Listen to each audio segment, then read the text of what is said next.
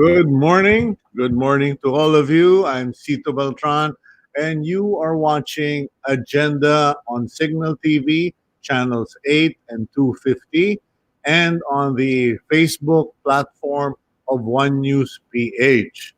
We normally start with reading the headlines, but today I just got word from my executive producer that Congressman Alan Peter Cayetano, Speaker Alan Peter Cayetano, has issued a statement or placed a statement on his official Facebook page in response to all the accusations and questions regarding the franchise of ABS-CBN. I made the call or the decision to read in full the post on what is the supposed to be the official Facebook page of Speaker Alan Peter Cayetano, because I feel that he should be given space, considering we've been discussing the ABS-CBN franchise. So I will read it in full from the official Facebook page of Speaker Alan Peter Cayetano.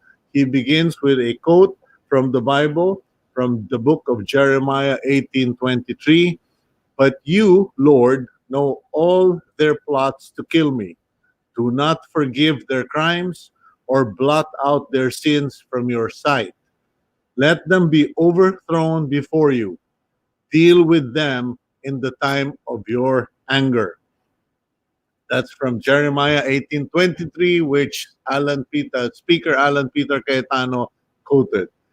The beginning of his statement: as early as my first month as Speaker of the House of Representatives, I already put on record what the priorities of Congress would be, including when we would tackle the franchise renewal of ABS-CBN. And while we were on track with some of our priority legislation, including the swift passage of the 2020 budget, the Malasakit Center Act, and the creation of the Department of Overseas Filipino Workers, the eruption of Taal volcano in January necessitated adjustments in the congressional calendar. This was aggravated by the growing threat of COVID-19, which as early as February 14, I was already mentioning as another urgent matter that Congress would have to immediately deal with. It is in this context that the leadership of the House tried to gain a consensus with the executive department through the DOJ and the NTC to allow us time to properly address the ABS-CBN issue in the midst of all the other more important problems facing the country. Last March, members of Congress and the whole nation listened to the head of the National Telecommunications Commission give his word that they would issue a provisional authority that would allow the network to continue broadcasting until we were able to reach a final decision. With this assurance, we wasted no time in addressing the bigger threat facing the country. During the 2 month congressional break, our members, led by Majority Floor Leader Martin Romualdez, worked tirelessly to address the now COVID-19 pandemic. Through a combination of technology and old-fashioned hard work, Congress was able to pass the Bayanihan to Heal as One Act to provide the assistance to our kababayans affected by the ECQ, and we were able to hold online hearings almost on a daily basis. A groundbreaking practice that is now being copied by other government agencies here and in other parts of the world. Last Tuesday, we were all ambushed by the NTC. Despite their assurance given under oath, despite the legal opinion of the Department of Justice, despite a resolution from the Senate and the several verbal and written assurances given to Congress, the NTC appears to have succumbed to pressure from the Solicitor General and issued a cease and desist order to ABS-CBN. While this unnecessarily complicates the issue, it does not change the fact that exclusive constitutional authority to grant, deny, extend, revoke, or modify broadcast franchises, including having the primary jurisdiction to make an initial determination whether an application for a legislative franchise should be granted or denied, still resides in Congress and Congress alone. So, for those asking what Congress will do, the answer is simple: our job. The Committee on Legislative Franchises will conduct hearings in a manner that is consistent with what we have always said. That is fair, impartial, thorough, and comprehensive. We would have wanted to do this in an orderly manner, but what we want and what we have to deal with are two different things. So, this Congress has no choice but to once again rise to the occasion and fix the mess others make. To our critics, in and outside of the House, you are free to say what you will, as we are free to respond in our own way. As for the sudden flip flopping of the NTC and the unconstitutional meddling by the Solicitor General in the business of Congress, I promise you there will be a reckoning. That's the complete statement printed out in the on the Facebook official Facebook page of Speaker Alan Peter Cayetano, and I guess there we will now all be looking forward to the developments in Congress, in the lower house, and that day of reckoning. And now let's get on to our headlines. Of course, as always, the franchise issue remains the headline. Media network ABS-CBN brought their case to the Supreme Court. The broadcast giant filed a petition for certiorari and prohibition before the SC, which includes asking for a temporary restraining order or a writ of preliminary injunction against the National Telecommunications Commission, or NTC. ABS-CBN said that the NTC violated the company's rights to due process as it issued a cease and desist order without notice or hearing. The network also said that the NTC's orders ignored serious damage to the company and its employees and is necessarily a curtailment of freedom of the press. In COVID-19 news, presidential spokesperson Harry Roque said that some cities in Metro Manila may be transitioning to general community quarantine. Roque says that if data continues to show a slowdown in the spread of COVID-19, then easing quarantine protocols, even in the busy national capital region, may be the direction the government can already take. On a related matter, the government needs 1,500 workers to operate swab testing centers nationwide. The requirements are for health workers, encoders, and barcoders. Palace says a proper compensation package awaits the applicants coupled with hazard pay, and Malacanang has also reached out to government agencies to tap its employees who can be deployed to swab testing centers. And on the economy, the Philippine economy posted its worst performance since the Asian financial crisis in 1998, or in the last 22 years. The Philippine Statistics Authority, or PSA, reported that the country's gross domestic product shrank by 0.2% in the first quarter. In the previous quarter, or the fourth quarter of 2019, the Philippine GDP posted a 6.7 growth, a stark contrast. The economy took a beating after a tumultuous first quarter with the eruption of Taal volcano in January and the travel bans that happened in February, and of course the ECQ in March. So those are the general headlines. And before we go to our first guest, it's not on the in the headlines, but I would like to call your attention. There's a news item in the Philippine Star that says people monitoring Angat Dam are saying that the water level is now receding even with the rains that we've been getting. So just a word of advice to all of you in Metro Manila, please stop filling up those plastic swimming pools that you have all been sharing on Facebook. Nice, it's fun for the kids, I get it. But we will all end up paying the price later on, especially our farmers, who will be the first to suffer when the government starts closing the irrigation canals because there's no water. Any case, let's go to our first interview, a regular on agenda. We have with us Senator Win GATCHALIAN. I hope we have great connections. Lord, please let it be. There. Oh, excuse me.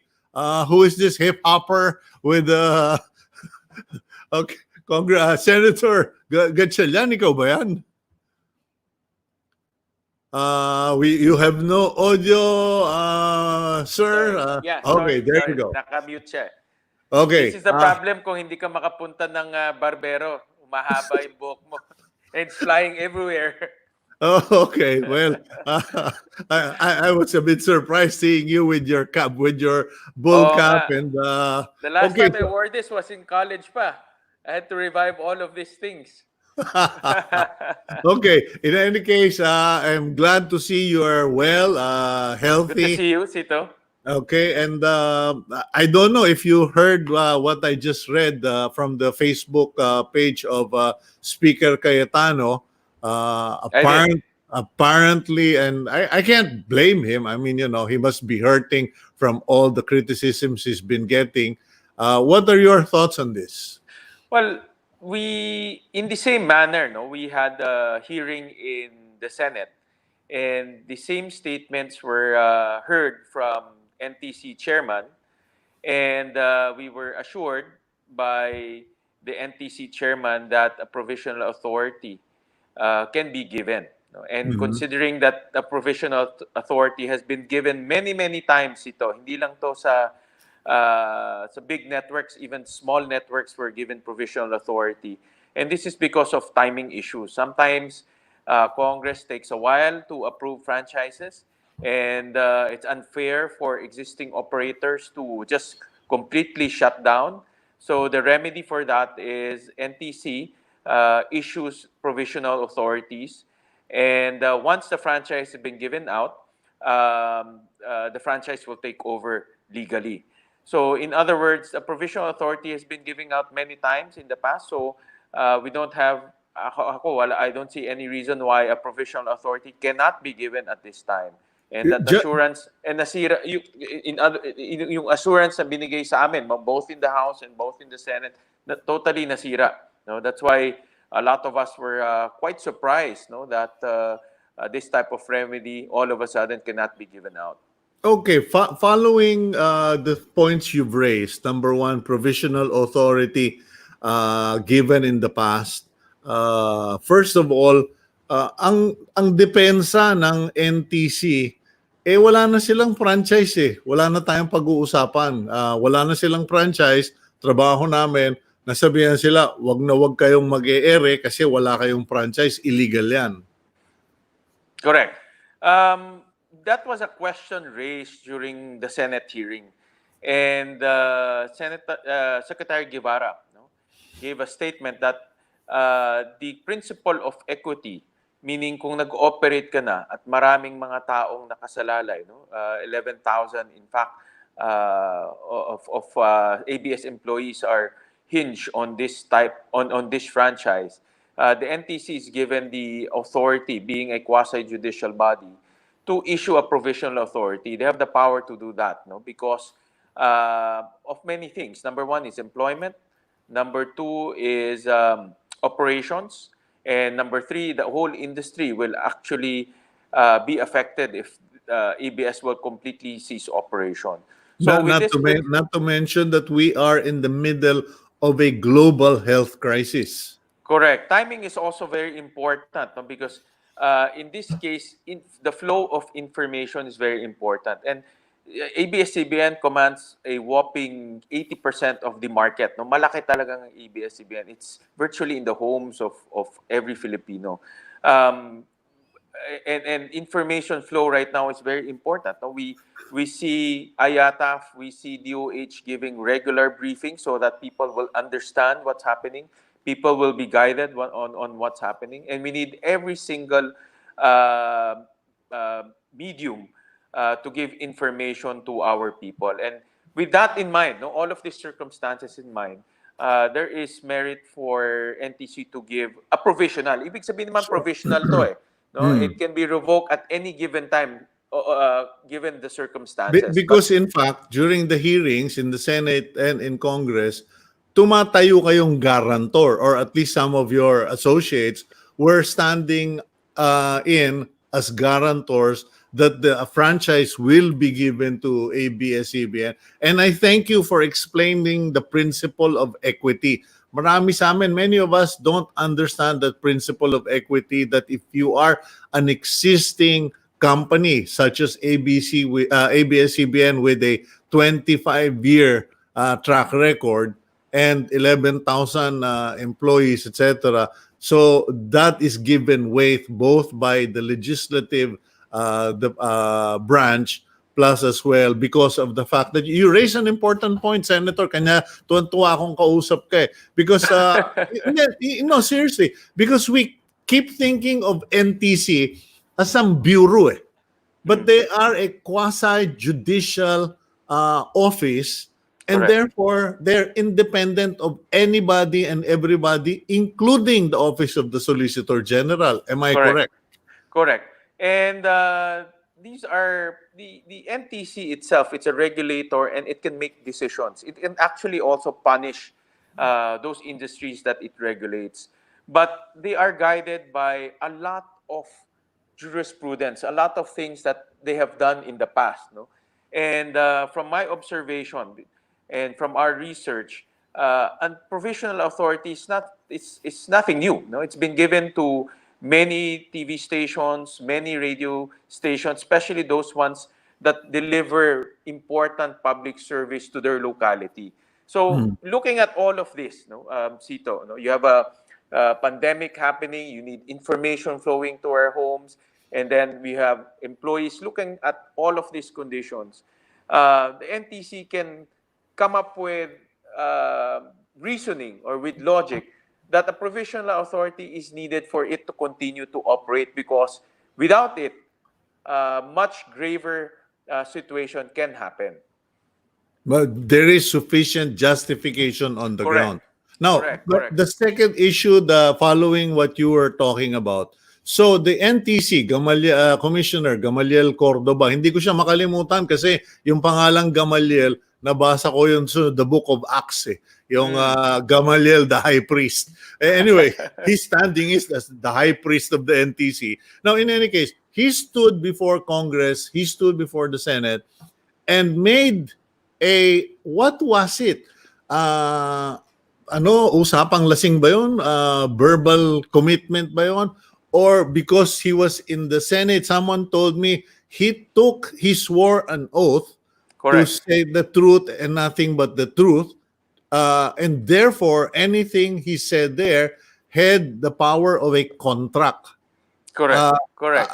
Alam ko, biruin ko lang kayo o magbiro lang ako ng masama sa hearing. Pwede nyo na akong tirahin ng contempt. Now, in this Correct. case, he made a commitment to issue, did he make a commitment to issue actual provisional authority? I was there at the hearing, and in fact he passed on the buck the Department of Justice. I remember he was saying na, oh, before we can decide, we have to get a legal opinion from the Department of Justice. The Department of Justice Secretary was there, and the Department of Justice Secretary made a categorical statement that the principle of equity will prevail in this type of circumstance. Meaning, kung nag-ooperate ka na at maraming nakasalalay dito, this can be a justification, an argument for you to issue a provisional authority. And he was relieved. I remember that hindi ko makalimutan because that was the point of contention at that time.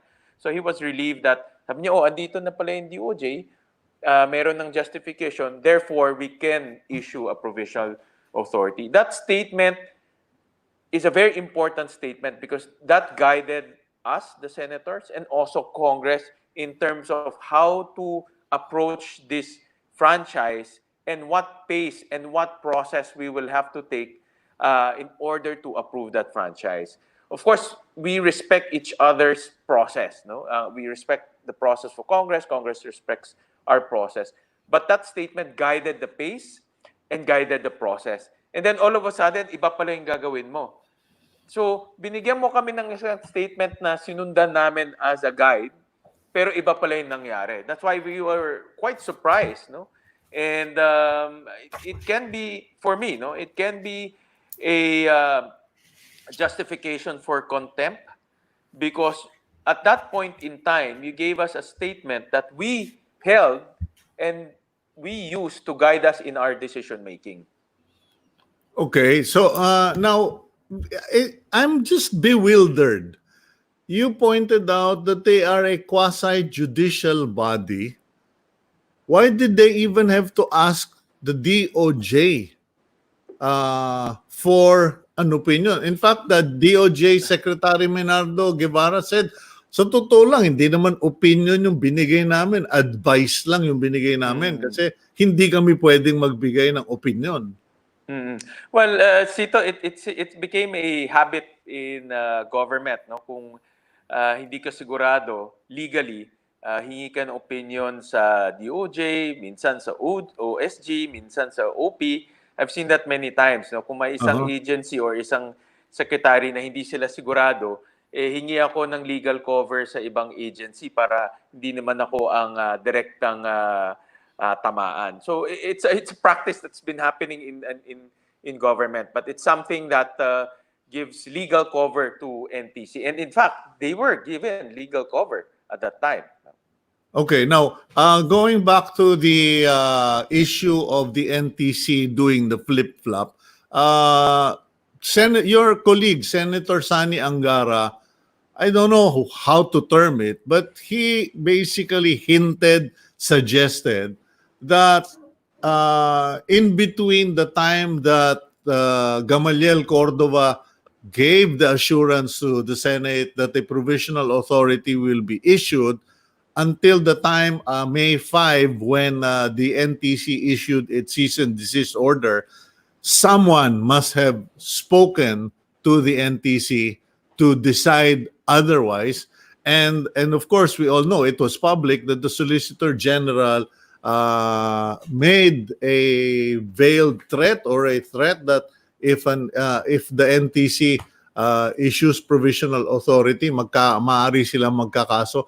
Now, is that fair? Hindi ba yun matatawag na intimidation or grave threat or abuse of authority on the part of the Solicitor General? Because while he may have brought the case to the Supreme Court, wala siyang pakialam sa trabaho ng NTC. Nakikialam siya.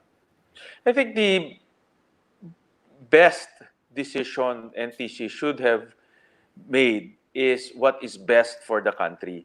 At this time, we all need information. Kanina nga, I just tweeted, Sito, magkaedad tayo. Ever since nagamulat ako, DZMM na yung nasa kotse namin. Ngayon, wala nang DZMM. Ever since ay nagkamulat ako, TV Patrol or News at Night na pinapanood natin. At that flow of information right now in the in light of what is happening in their country is very important. No? And at the same time, we have 11,000 employees will be out of their jobs. No? So I think the most important decision NTC should have made is to take the moral high ground, meaning what's good for the country, not what's good for me. No, because what's happening right now, bahala na yung bansa, basta ako hindi ako mahabla. Pero binigyan naman sila ng legal cover, no, ng DOJ. So it's really disappointing that they took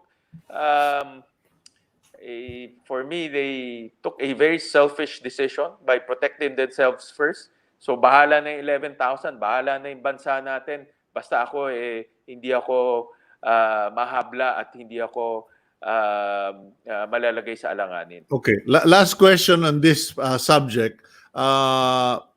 The little I know about Speaker Alan Peter Cayetano, bagamat Christian siya, medyo in fairness to the Speaker, he took a beating on this one, and he said there will be a day of reckoning. Congressman Benny Abante has already proposed the abolition of the NTC and let the DICT handle it, etc. What are the sentiments of your colleagues in the Senate? Well, we know Speaker Alan is a very meticulous person, no? And he is a very experienced public servant. Matagal na siyang naglilingkod sa atin. And his style is really to approach things very meticulously. And he scrutinizes things very closely. And that's why he wants to scrutinize the franchise of ABS. And that's their prerogative. In fact, that's the job of Congress and the Senate to scrutinize bills very closely. But having said that, no, that's why during their first hearing and then also in the Senate, we asked point blank, no, we asked NTC and DOJ if the time comes that a franchise will not be issued, what are the remedies? And the provisional authority was in order at that time. Yeah, that's why nagulat kami na nangyari ito, especially at this time. No, we have a pandemic in their midst, and we need the flow of information as fast as possible. And we were caught. I was caught off guard, and many of our colleagues were caught off guard. So, are you guys going to support the abolition of the NTC? We will have to study this very carefully because NTC has other jobs also. For example, regulating telecom. I think it's not the problem is not with the NTC, but the problem is with the persons inside NTC, the decision makers. We will have to look at the persons instead of the organization. Okay, now let's move on to other topics. The principal reason I reached out to you was because I've had many calls and expressions of concern from people who bought cars for TNBS, who bought property, who put up businesses.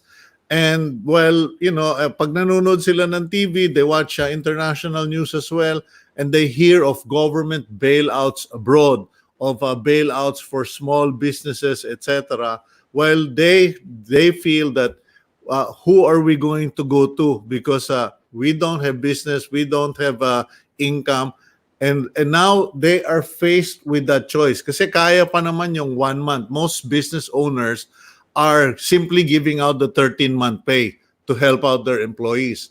But now, they after 1 month, we're now on day 50 something, they're confronted by a choice. Do we continue giving out of our own pockets salaries for people who have no jobs and for companies that have no business?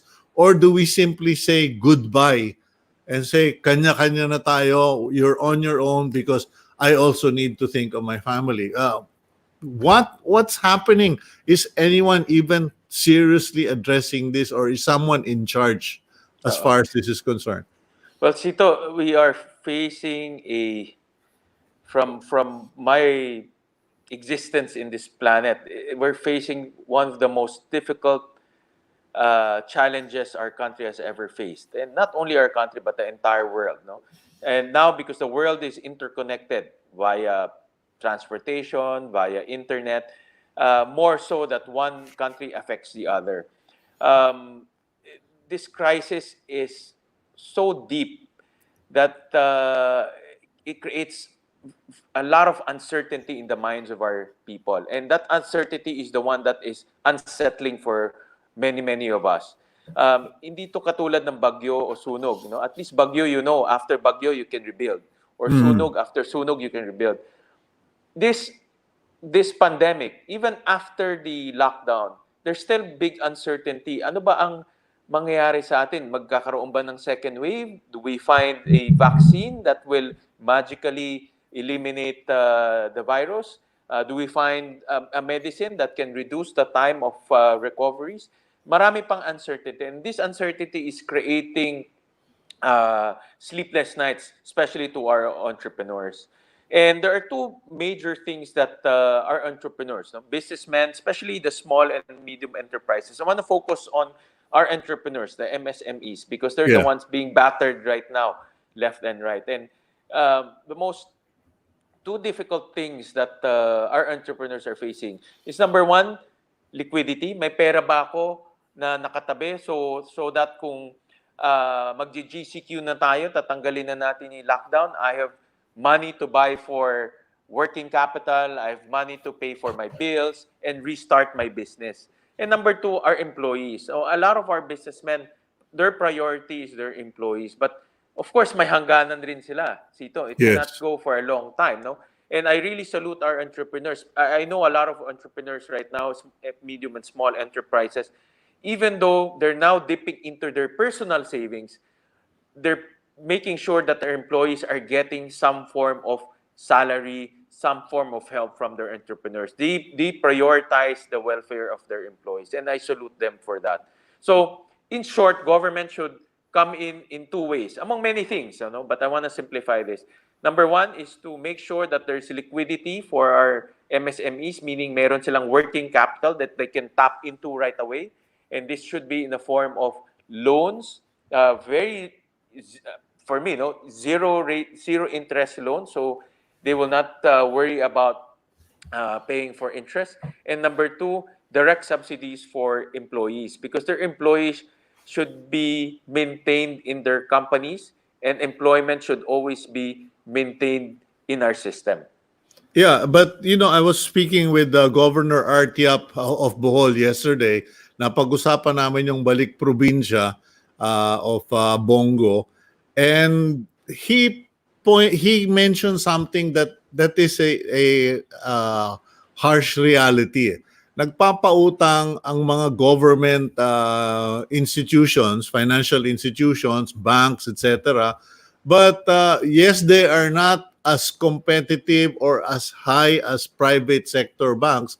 Pero sabi niya, we're giving out the money if a land bank or some other bank will give it to us or SSS will give us the loan at 5%. Tapos ano pa ang gagawin namin? Ibibigay pa namin dito sa mga walang-wala.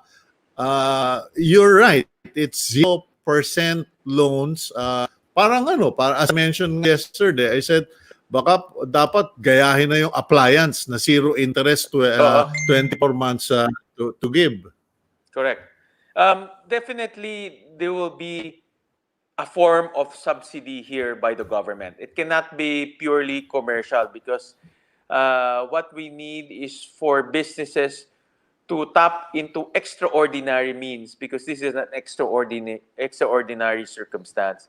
And that extraordinary means is in the form of loans that will not have or that will not bear interest, and the interest will be absorbed by the government. In basic terms, the interest will be absorbed by government. By government. Pinag-uusapan nyo na ba yan sa Yes. Senate? Because people are desperate. Yes. Yeah. In fact, we will have a briefing from the IATAF member, the interagency task force members, and also the economic managers.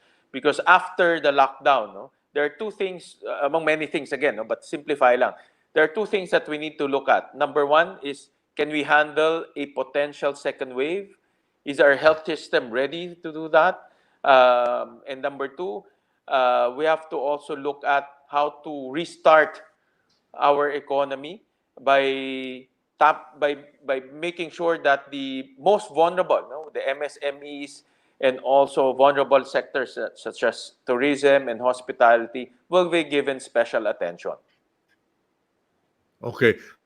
Well, I guess I'll have to let you go because you have to prepare for your meetings today. But just as a favor, paki-request naman dyan sa IATF kasi apparently they have a system now that only one person speaks for the IATF, unlike before na marami kaming pwedeng tawagan, so that we can give complete information to everybody on the ground. And this system that they now have, that only one person speaks and prevents the rest from speaking, is not helping the government in any way to communicate all the many things that's being done. So I hope you can extend that to the IATF group, sir.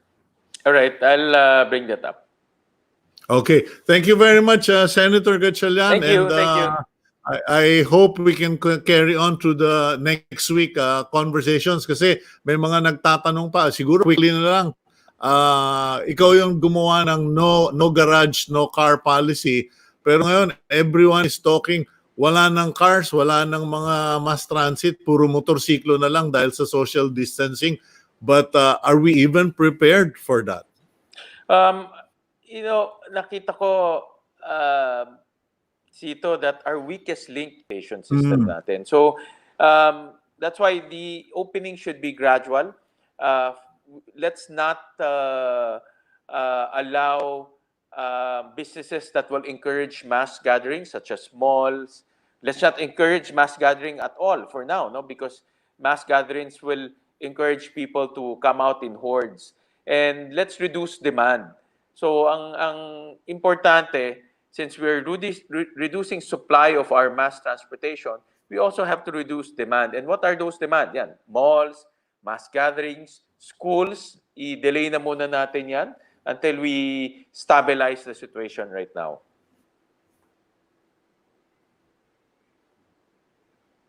Okay. Thank you very much, Senator Gatchalian, and I'm sure we'll be speaking with each other as the weeks pass by. Please stay safe, stay strong, and stay healthy. Thank you, Sito. Stay safe. Thank you. Okay, God bless you, Senator Gatchalian. Okay, we will go for a quick break, and after that, we go on with the numerous interviews we've scheduled for the day. Okay.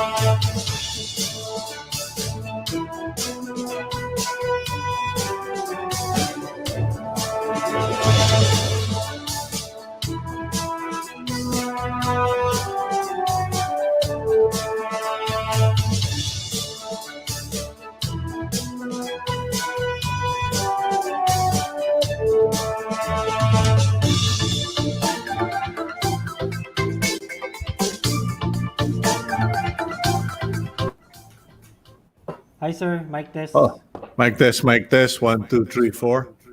Okay sir, I hear you well sir. Ito ba yan? Sige po. Apo, apo. Okay. Sige, sir, standby na lang po tayo. Balik po tayo on air. Sir, Mayor Eric Africa po muna. Okay. Oh, sige. Sige po, okay po. Tas medyo quick interviews na lang po tayo sir dahil apat pa po sila. So Okay, maybe sir. we have 7 minutes for each of them. Okay. Okay po sir, thank you po. Out na po muna tayo.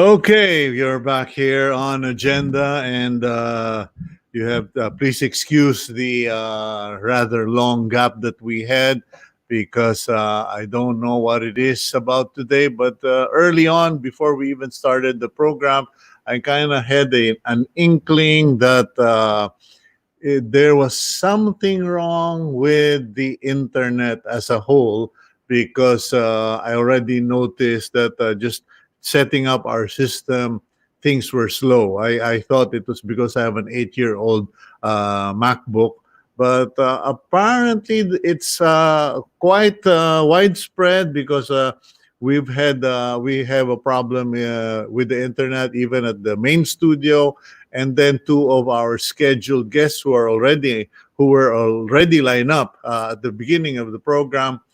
We lost the connections with both of them, so there must be some problem somewhere, and we will try to get to that. Now, uh, this is the part of the show that you call the dribble, when you lose a guest or you lose the connection, and then you gotta figure out what to say or do. Now, it's not just saying nonsense. You just have to really organize it. Now, there are people or friends who may notice that why is Sito kind of all over the place? It's because I don't read the material on a prompter.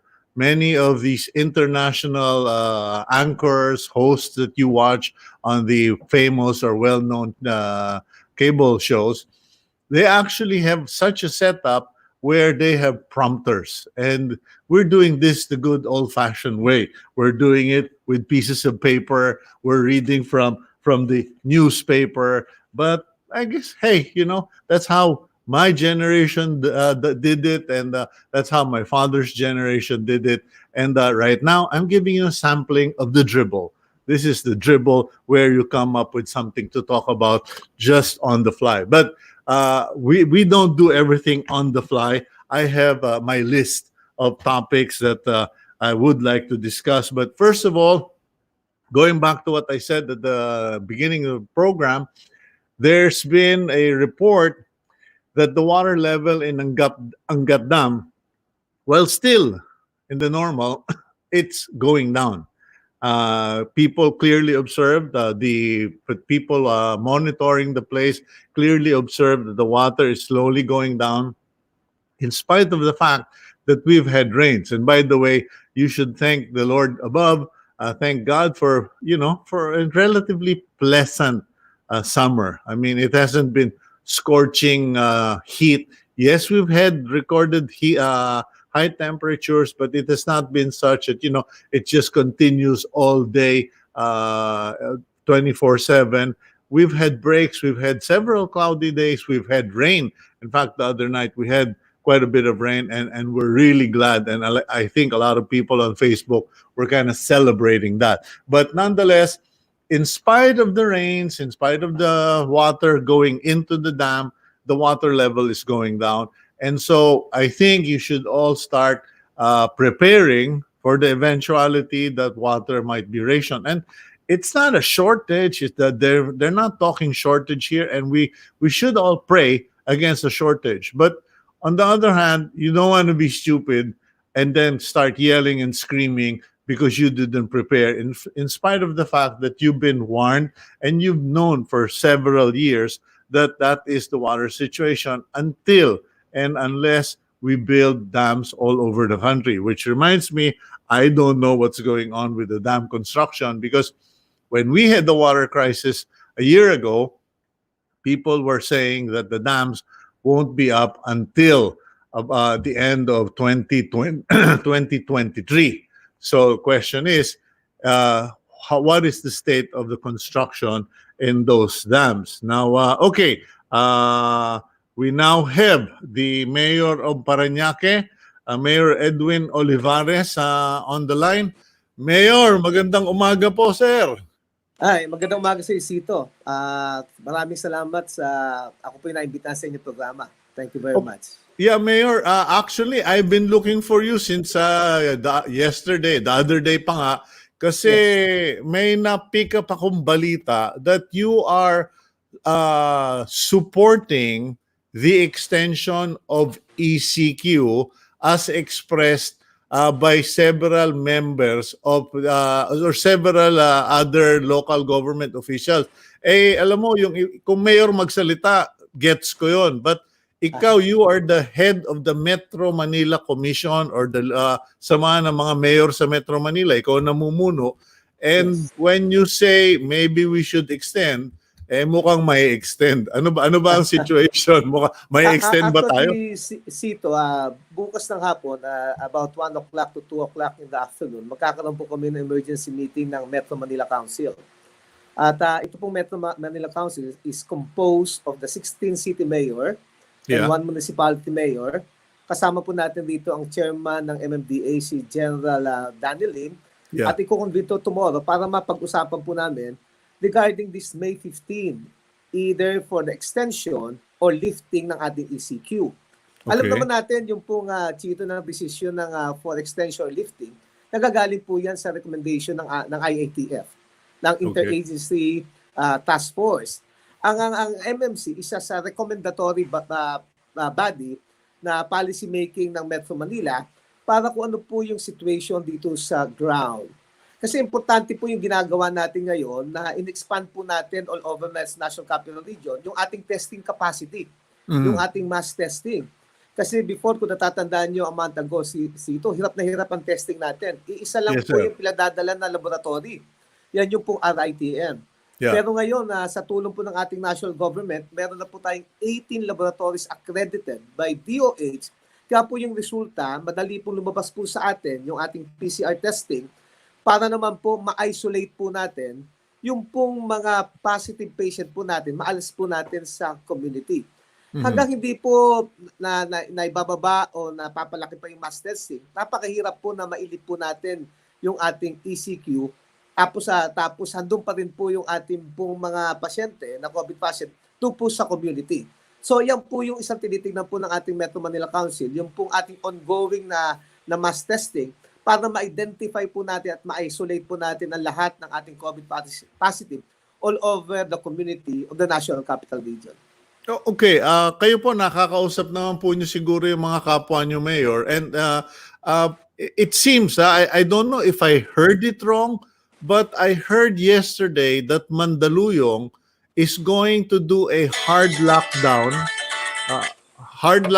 on 2 barangays up to May 30. So kung tama yung nadinig ko, edi parang inunahan na ng Mandaluyong o nagsarili na ng Mandaluyong. And I mean no disrespect to Mayor Abalos kasi she needs to do what she needs to do.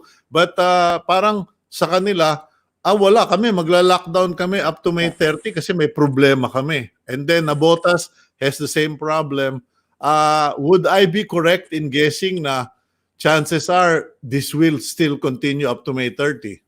Yeah, yan po yung perception pati po mga nararamdaman ng bawat local chief executive ng NCR. In fact, ilan na po yung hard lockdown. Yung ati sa Manila, Manila. ngayon nasa Mandaluyong. Pero actually, yung ECQ is a lockdown. It's a lockdown already. It's just a matter of implementing yung pong nakalagay sa guidelines ng ating enhanced community quarantine. Correct. So yung perception po ng mga tao talaga ng ating mga chief executive sa NCR is to extend for another 15 days para yung momentum po natin, yung ating pong flattening of the curve ay magtuloy-tuloy. Kasi ang iniiwasan po natin dito, according sa ating pong mga experts sa health, yung second wave. Mas mahirap po yung second wave at maglabasan yung mga tao at magkaroon po tayo ng exponential growth, lalo pong mahirapan ang ating pong National Capital Region sa kadahilanan yung cases po ng mga positive. Halos 60 to 70% all over the country ay nandito po sa Metro Manila. Okay, now, Mayor, alam ko medyo busy kayo, marami na nga tumatawag. Panghuling katanungan ko na lang, kasi I respect and I support kahit na magsasakripisyo kami, I respect and support na kung kailangan i-extend. Pero may mga pumapalag, may mga kumukontra, particularly yung nasa business sector. Kasi sinasabi nila, mabubuhay nga yung tao, mamamatay ekonomiya. Malalabanan ba ninyo itong parang, understandably, desperate push from the business sector? Tama. Kasi ito pong ating COVID, it does not only bring health problem. Ito yung ating economic and livelihood problem. So ibabalanse po natin po yan. Pero yung inumpisa natin 45 days ago, sayang eh.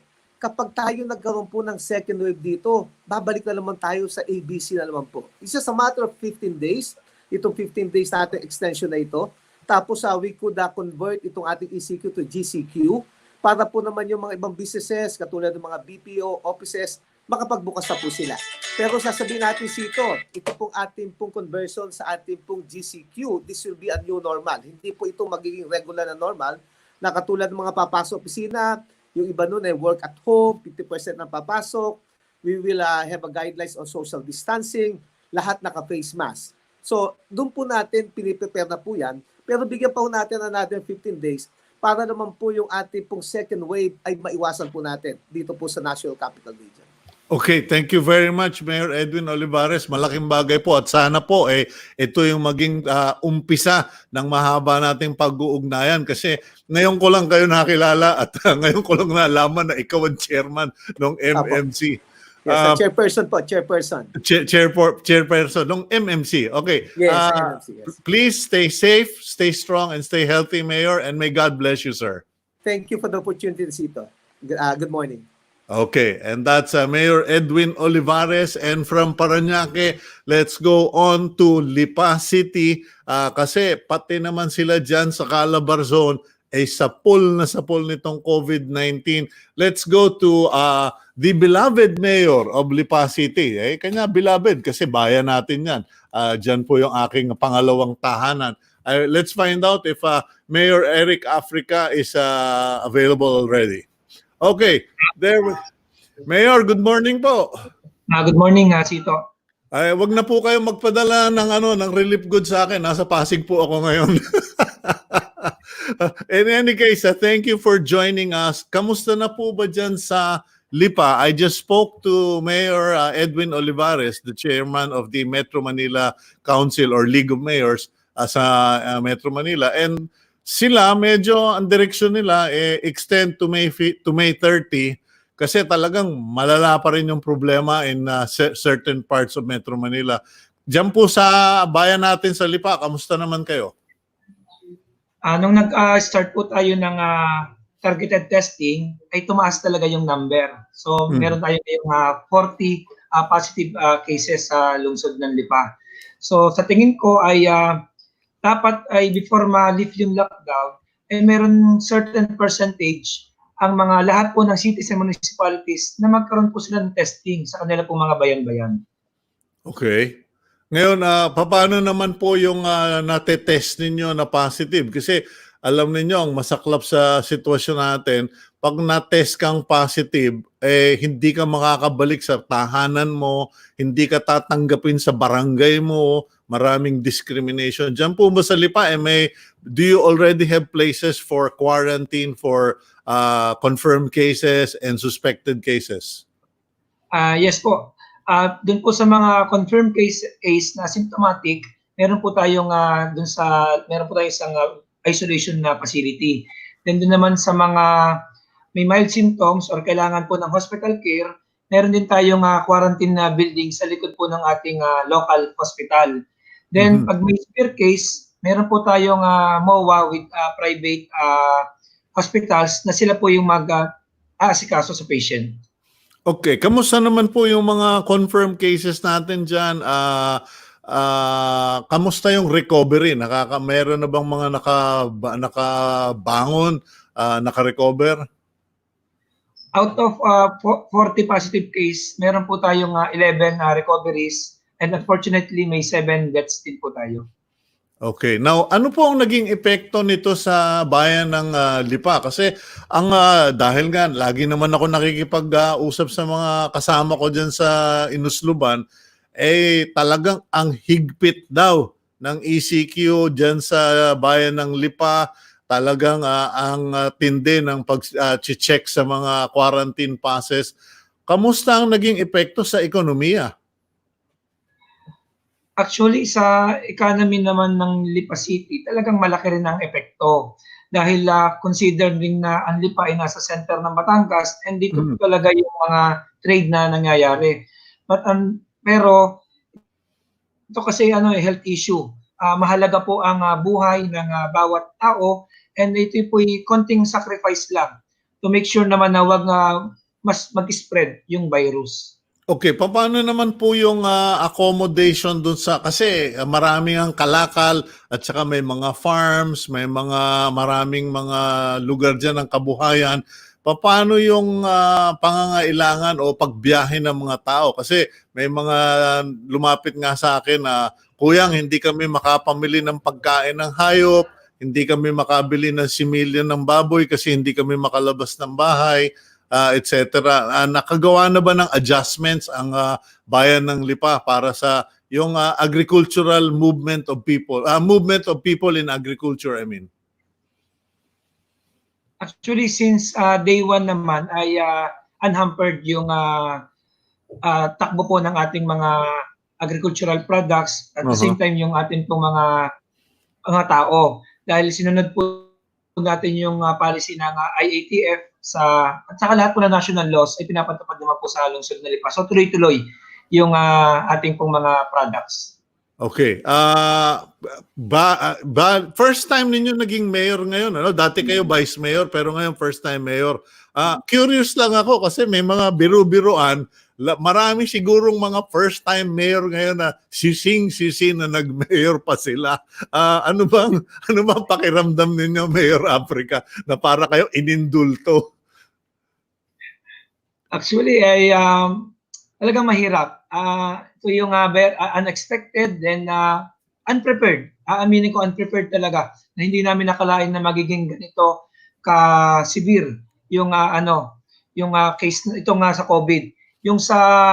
Pero at least na-test kami ng pagputok ng Taal Volcano. So at least meron kaming experience sa pagkakaroon ng mga lockdowns and in-expand lang natin. Dati from a few barangays, ngayon expand natin sa whole city of Lipa. So, maganda rin naman kasi marami din naman tulong talaga na binababa ang national government. Hindi lang yung monetary, pati yung mga assistance ng DOH and yung mga testing. So, talagang kaya naman to basta magtulungan lang. Okay, mabalikan ko lang yung sinasabi niyong testing.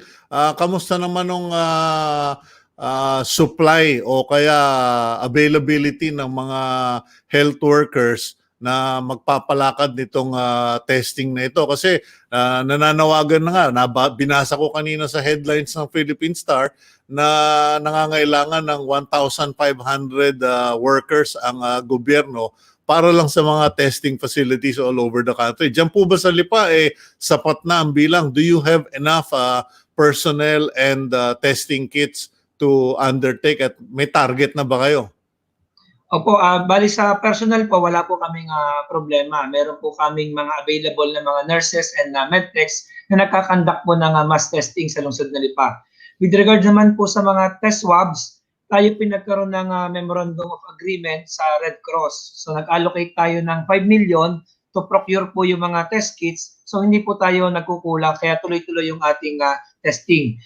Recently lang, katatapos lang din natin yung mga health workers ng mga private and public hospitals. Tapos na po natin lahat yan. Tapos na rin po natin lahat po ng members ng Philippine National Police. Na-test na rin po natin. Ngayon po ay ongoing po tayo sa mga barangay functionaries. Sila naman at government at naiwan na government employees, sila naman po ang ating tinetest. So tayo po ay may at least daily po nasa mga 200 to 300 po na ating tinetest. Okay. Pagpaumanin mo, Mayor, no? Kasi alam mo naman, bilang member ng media, people always expect that I will have all the answers and maraming nagtatanong din. Diyan katulad dyan sa inyo, sa atin sa Lipa, dyan sa Batangas, may mga nagtatanong, paano na ho ba pag nagka-GCQ or kunyari nabigyan ng pass ang tao at babalik siya o dadalaw siya? Kasi meron ako isang kilalang medyo matanda ng senior citizen na gusto niyang bisitahin yung kanyang farm diyan sa sa Lipa. Sabi niya, Sito, papayagan ba akong pumunta? Ano ba ang requirements? And then syempre yung mga tiga Lipa na nandito sa Manila, ano yung magiging patakaran ninyo para sa amin na katulad ko, kung gusto kong umuwi, dumalaw o kaya asikasuhin yung aking maliit na babuyan doon, paano ang policy ngayon ng Lipa City for returning residents or farm owners who want to visit farms in Lipa? Sa ngayon po, na-under tayo ng enhanced community quarantine. Lahat po ng umuuwi galing Manila or abroad, shall undergo po yung 14-day mandatory quarantine. So yun po yung ating policy pinatutupad po ngayon. Pero once po na ma-lift at maging general community quarantine, medyo malabo pa rin po. Hindi ko po kasi alam kung ano yung difference actually ng dalawa. Doon ko po malalaman po kung ano yung aming i-implement na lagi naman po kaming base sa guidelines po ng national government. Alam mo, believe ako sa iyo, Mayor, very honest ka kasi maski ako, hindi ko rin alam kung ano kaibahan ng ECQ at GCQ. May nagsabi sa akin, spelling daw ang diferensya. In any case, so bali ganun pala, no? Sa ngayon, kung meron mang makauwi, pero malabo rin naman talaga, kung makauwi man sila sa Lipa, wala ring labasan for 14 days. So, intay na lang natin yung sa GCQ. Kasi, yun din naman ang pinapayo ko. Kasi katulad ako, Mayor, makakaikot naman ako dahil media. Pero minabuti ko na dito na lang din bilang pagrespeto sa batas at saka paggalang sa mga kapwang nagsasakripisyo. Anyway, Mayor, ano pa ho ba ang mga concerns ninyo bilang ama ng bayan ng Lipa, ay ng siyudad ng Lipa? Kasi yung mga ibang mayor, ang problema nila ay social amelioration program.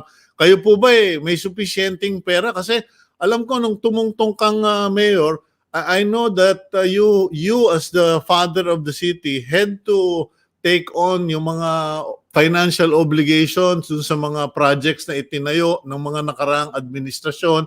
Marami, no? Wala namang politika tayong pinag-uusapan dito. Tapos may gastusin kayo running the daily affairs of Lipa. Pero sarado lahat na negosyo. Wala ka ring koleksyon. Sa ngayon naman ay hindi pa masyadong affected yung collection ng city. Siguro mag-reflect to next year. Yun ang tingin natin dito dahil yung ating namang intact naman yung ating resources and marami na tayong tinanggal na mga unnecessary na gagastusin for this year. So hopefully ay eksakto na yon to sustain us until December. Pagdating naman dun sa mga iba pang kailangang gastusin, yung sa SAP, tapos na kaming mag-distribute, then weekly naman ay merong assistance galing sa local government.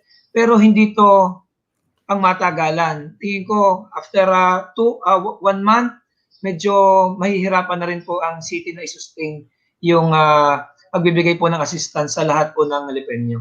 Sana naman po kung humaba man hanggang katapusan na lang para kahit papano lahat tayo makatulong na sa pagbalik sa normal ng Lipa. Siguro ma-suggest ko na lang, Mayor, kausapin mo si Congresswoman na Vilma Santos Recto kasi merong dinadaing sa akin yung ibang mga mayor. Maraming mga korporasyon, hotel, mga resort, mga malalaking business sa kanilang nasasakupan pero nagbabayad ng buwis sa Metro Manila. Dyan ba sa Lipa, problema ninyo rin yan na mayroon kayong mga big locators pero paying taxes in Metro Manila? Konti lang naman siguro yung ating mga yung nasa lima natin saka yung mga under po ng PESA. Pero majority po talaga ng mga taxpayers natin sa Lipa ay narito lang sa Lipa. Dito rin po nagbabayad. At mga small and medium businesses lang. Small and medium talaga yung majority ng ating mga holder po ng mayor's permit. Sige Mayor, tawagan nyo lang ako kung saan tayo makakatulong kasi sigurado ako sa pagbalik natin to normal, kailangan ma-encourage natin ang mga kapwa natin na bumili at to patronize yung mga lokal na mga negosyo dyan at wag nang bumibili ng mga imported from China dahil kompetensya natin. Maraming salamat, Mayor. Thank you very much, Tito. Maraming salamat. Okay, tawag lang po kayo anytime and please stay safe, stay strong, stay healthy, and God bless you, Mayor Eric Africa. Thank you. Okay, yan po si Mayor Eric Africa ng Lipa City.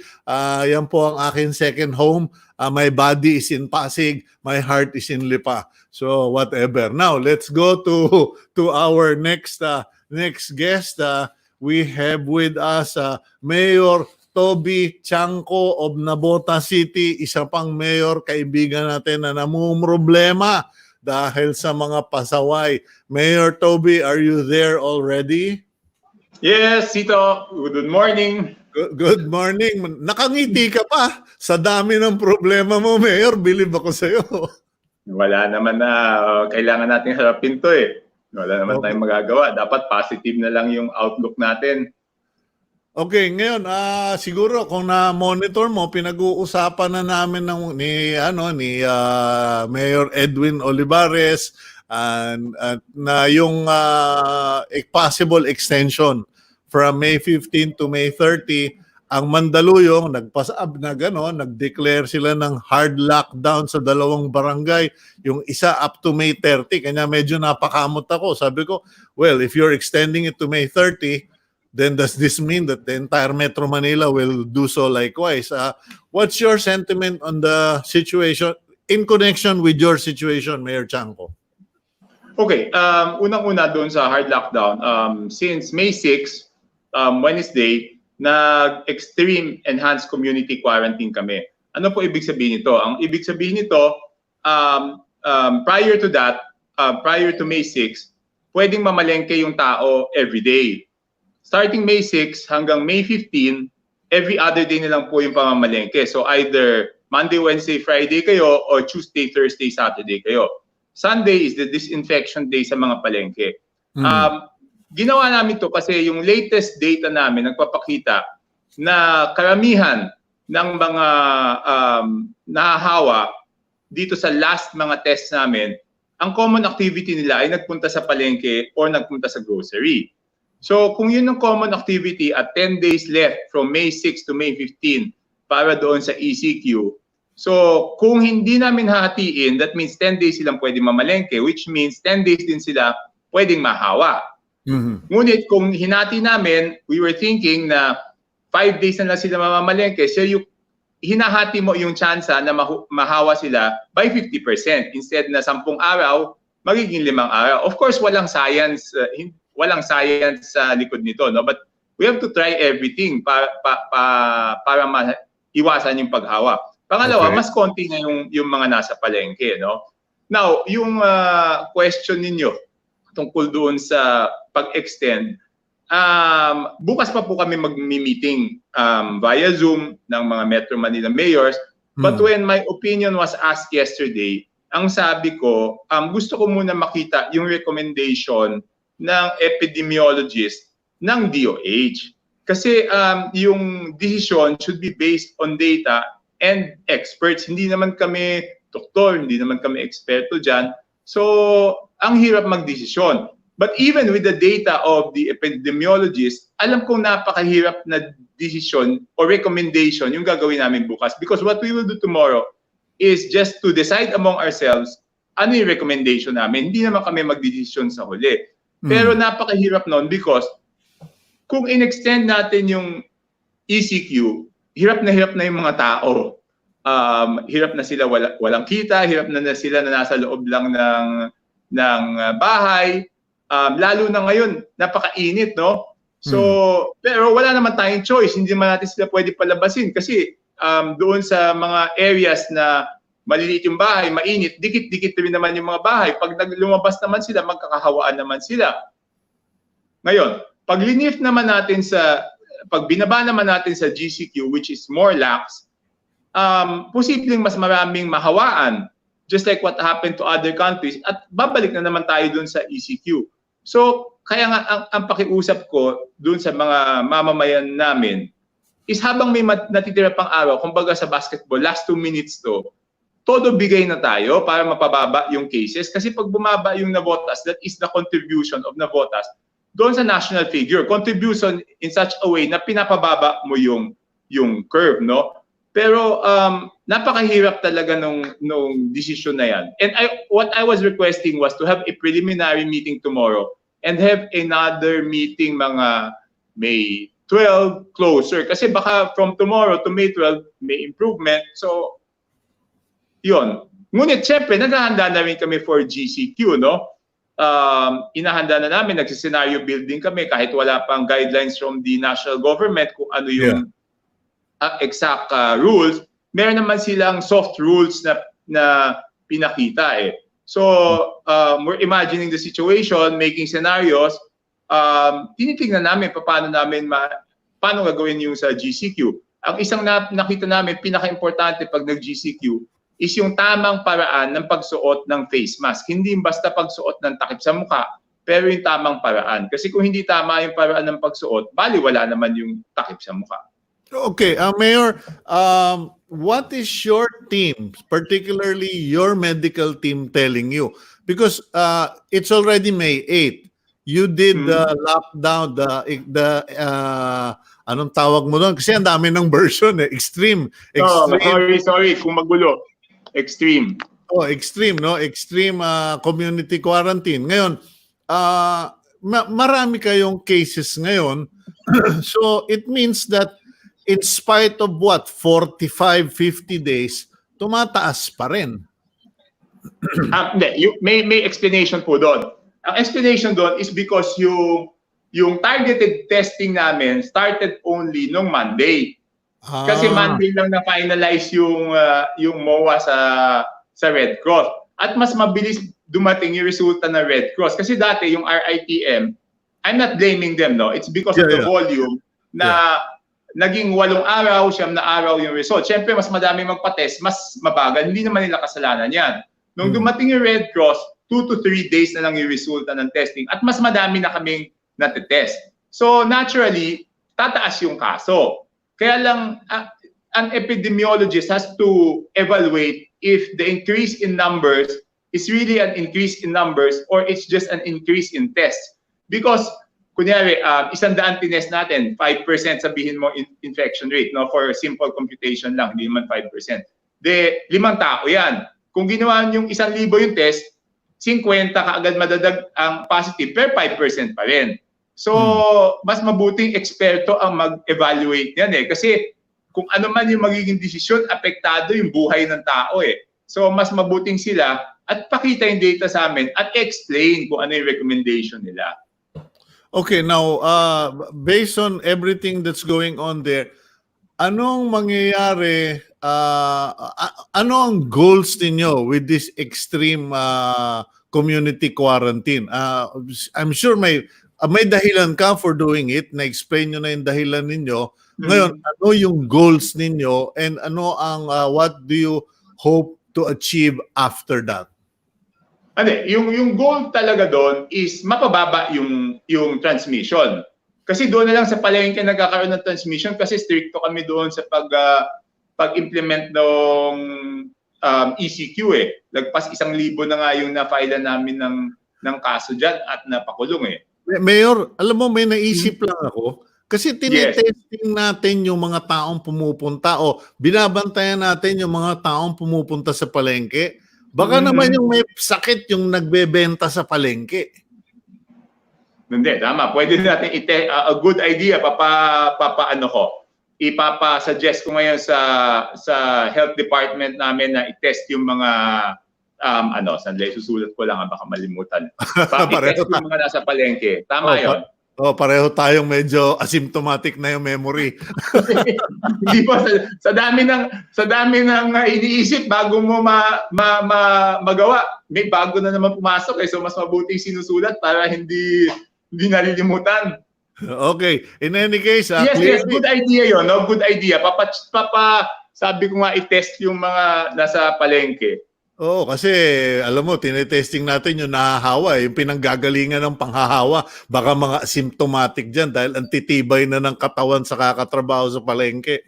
Pero sorry, Chito. Ginagawa kasi noon, pag may nag-positive, kino-contact trace. Pero yun na nga hindi ang tinatanong doon, sino nakaharap mo, saan ka nagpunta. Siguro dapat check-in kung saan ka bumili. Tapos yun na lang ang testingin natin.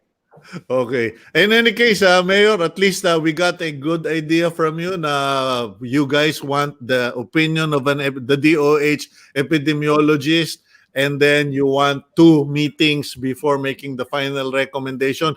Because from the looks of it, at the end of the day, any quarantine decisions in Metro Manila will generally come from the mayors themselves. Am I correct? Hindi naman. We will just recommend to the IATF, then the IATF will recommend to the President. No, but I'm sure they're also making their studies now. Kasi ang hirap balansehin yung ekonomiya, yung hirap ng buhay ng tao, at saka yung health issue. Alam naman natin, health is priority. Kaya lang pag sobra na yung hirap ng buhay ng tao, minsan ang hirap balansehin nun eh. Okay. In any case, thank you, Mayor TIANGCO, and we hope that you will stay safe, stay strong, and stay healthy, and God bless you, sir. Yes, Ito. Same to you. Stay safe. Okay, thank you. And that's Mayor TOBY TIANGCO of Navotas na medyo na sumasakit na ulo niya. So, ayun, nag-hard lockdown sila. And I just don't want to unduly alarm people, but half of the, what Mayor TIANGCO said was nagkakahawahan or contamination has been traced to the supermarket or to the public market. Now, that's not a sweeping statement that, that's where all contaminations occur. In their particular area, that is the cause of infection, and so that's why they have to minimize exposure and the continuing traffic there. So we will find out if our suggestion of also testing the vendors will reveal or expose something. In the meantime, let's go to Mandaluyong now for a word with the Public Information Officer, the legendary Jimmy Isidro ng Mandaluyong City. My friend, good morning to you. Maraming salamat at magandang umaga, Kuya. Mabuti, nakakangiti ka pa at nasasabi ninyong magandang umaga knowing that you have probably the biggest headache right now among the cities. 2 barangay na you were forced, the mayor, Mayor Abalos was forced to put on lockdown. Actually, Kuya, isa pa lang muna ito. Ito yung Addition Hills. Then we will, siguro by Monday, isusunod namin yung isang barangay sa Mauway kasi nakita namin ito yung pinaka maraming cases natin ngayon, ano? At hindi kami aabot ng May 30, Kuyang. So sobra lang kami ng 2 araw sa May 16, May 17 tapos itong 2 barangay na ito. Mabuti na linaw mo yan kasi kahapon yun yung nadinig namin na hanggang May 30. Sabi ko, teka, mukhang nagkadesisyonan na, hindi natin alam. So, Hindi po. up to May 17, there will be a lockdown of a barangay in Mauway. Now, may mga nagtawag sa akin, let's begin with Barangay Addition Hills, no? May tumawag sa akin, sabi, Sir, paano ba naman yan? Kasi ang Addition Hills nahahati ng Shaw Boulevard. Yung mga nasa above Shaw Boulevard, syempre, yung may mga magagandang bahay, medyo mayaman, may kaya, at saka yung below Shaw Boulevard na medyo dikit ang mga bahay. Pare-pareho ba ang incident report of COVID-19 sa buong barangay or primarily on the lower Addition Hills? Kung makikita mo niyo doon sa announcement namin, it's Welfareville Barangay Addition. Ang red zone namin is Welfareville area. Doon sa taas, meron tayong 11 cases, kaya lang hindi natin hinikpitan dahil mga disiplinado tao doon eh. Hindi talaga lumalabas ng bahay. At karamihan ng nag-positive doon sa bandang taas are mga health workers, mga doctors and nurses. Pero magagaling na sila ngayon. So ang talagang hinard lockdown namin is yung Welfareville property. Okay, now yung sa Mauway ba yun, yun naman ang pinakamaraming tao sa Mandaluyong, correct? Pareho sila actually kuyang eh. Ang binigyan nga namin ng relief sa Addition Hills is 32,500 families. Dito sa Mauway, mag-spend lang kami ng around 10,000 to 12,000 families yung bibigyan namin ng relief goods. Okay, now kamusta naman yung response ng mga tao? Mahal pa rin ba nila ang ating Mayor Abalos o binuburyong na yung mga nandiyan dyan dahil tagal na nitong lockdown na ito? Actually, dapat maintindihan nila yung ginagawa namin hindi para sa city lamang o hindi para sa bawat isa at sa buong Pilipinas. Kasi itong ginawa natin sa Welfareville, Kuyang, nagkaroon na kami ng testing dyan ngayon, 3,000 yung ating rapid testing.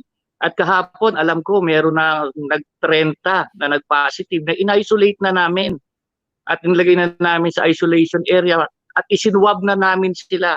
Para pag nag-found talaga sa second testing na positive, kukunin namin yung mga nakasalamuhan nila. Then talagang wala. Ang purpose kasi namin dito is i-test, i-isolate, then i-cure. Para hindi na kumalat ito. Kasi sabi nga kanina ni Mayor Toby, hindi natin alam kung saan ang gagaling. Sabi nila sa palengke. Sabi mo kanina, baka yung nagtitinda. Alam mo naman, magkadikit kami ni San Juan. Saan ba nanggaling yung sa amin? Di ba sa Green Hills? Kumbaga sa bumaba eh. Kasi dalawang Addition Hills tayo eh. Isang Addition Hills Mandaluyong, isang Addition Hills San Juan, di kita niyan eh. So talagang ang kailangan lang dito pang-unawa ng mga tao. Katulad nga ng sinasabi natin kung paano yan, kung magiging GCQ na yung Metro Manila. At meron sa sinasabi kagabi, mamimili lang daw ng city na ECQ. Ang hirap din nun, Kuyang. Kasi sabi nga ni Mayor Cayetano, Metro Manila is like a chain. Kasi isa kami, paano yan? Pag halimbawa kami, ECQ, si Pasig, GCQ, paano yung nagtatrabaho na taga-Pasig sa amin? So, hindi makakapasok yun. So, hindi, pag nag-decision talaga dito is a collective decision, kung magla-lockdown siguro per barangay not for the city. Halimbawa, i-ECQ mo yung isang city, i-GCQ mo isang city, medyo mahirap yun. Yeah, tama ka, Jimmy, and medyo panghuling katanungan ko na lang, pag nagmumuni-muni kayo nila Mayor at ng mga opisyal ng Mandaluyong, napapag-usapan na ba yung siguro magpa-survey na tayo kung sino ang gustong umalis ng Metro Manila at magbalik probinsya dahil may programa na? Kasi parang ang bigat masyado ng pasanin ninyo dahil ang dami ninyong constituencies sa Mandaluyong. Kuya, for the longest time naman, meron kaming balik probinsya. The problem kasi is yung handa ba yung tatanggap na probinsya o doon sa mga tao? Meron bang infrastructure at meron bang trabaho? Naalala ko nung time ni Mayor Benhar, naglipat kami ng mga tao sa Cavite. Yung dito nung nagkaroon ng problema yung Pasig River Rehabilitation, yung 10 meters easement, pinaalis eh. So yung mga nakatira doon, nilipat namin sa Cavite. Ang ginawa lang talaga ni Mayor Benhar, sinigurado niya na yung tao may bahay, may eskwela, may trabaho, at merong livelihood. Kasi pagka walang ganun, babalik lang sa iyo yun eh. Babalik at Ay. babalik sa Manila yon kasi walang ano. Pero we supported the proposal of Senator Bongo na palakasin yung balik probinsya. At alam mo naman yung welfare bill at yung mauway na yan. Nandyan yung pinakamaraming IS. Kaya nga kung meron magbe-benefit sa balik probinsya at talagang maibabalik, Mandaluyong ang medyo magbe-benefit sa ganoon. Kaya pinagmumuni-munian na namin nila Mayor yan. Pinag-iisay pa na rin ni Mayor yung paghahanda sa bagong new normal. Paano namin gagawin? Mandaluyong kasi kuyang is a retail city, hindi kami manufacturing eh. Wala kaming manufacturing, saka offices kami. Paano namin paghahandaan ulit yan? Dahil karamihan ng mga nawalan ng trabaho, halos nandoon sa mga retail company.